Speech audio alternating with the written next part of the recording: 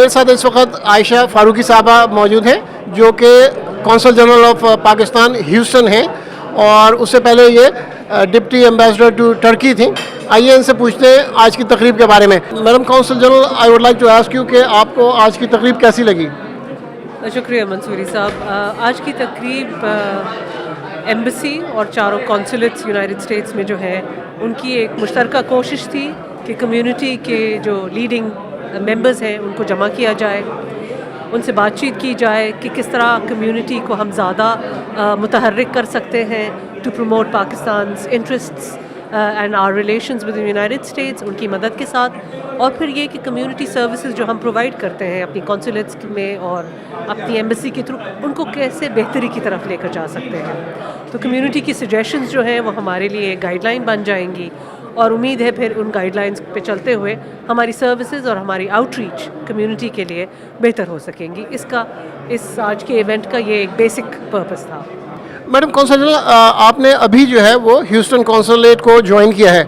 I would like to ask you what is your message community کے لیے, آپ کے کونسلیٹ کی اور Pakistani American community as general.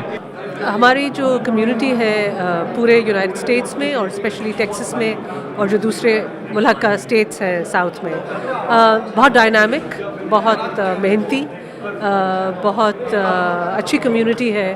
ان سے مل کے مجھے بہت خوشی ہوئی. جیسے آپ نے فرمایا, میں بھی 1 مہینہ ہوا ہے یہاں آئی ہوں, اور ان کی محنت اور ان کی کاوشیں اور ان کی اچیومنٹس دیکھ کے فخر محسوس ہوتا ہے ایز اے پاکستانی ریپرزینٹیو کہ ہمارے لوگوں نے اپنی محنت, اپنی جرت اور اپنے ڈسپلن سے ایک مقام بنایا ہے اس معاشرے میں, اس کمیونٹی میں. میرا پیغام ان کے لیے یہی ہوگا کہ ان کی افیلیشن پاکستان سے تو ہے ہی ہے, جذباتی بھی, خاندانی بھی, لیکن اس معاشرے کے ساتھ بھی ان کی افیلیشن ہے.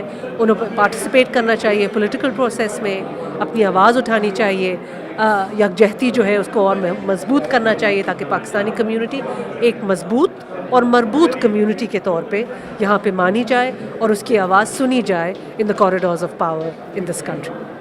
Thank you madam consul general. Thank you. Thank you very much, Mansoori sir.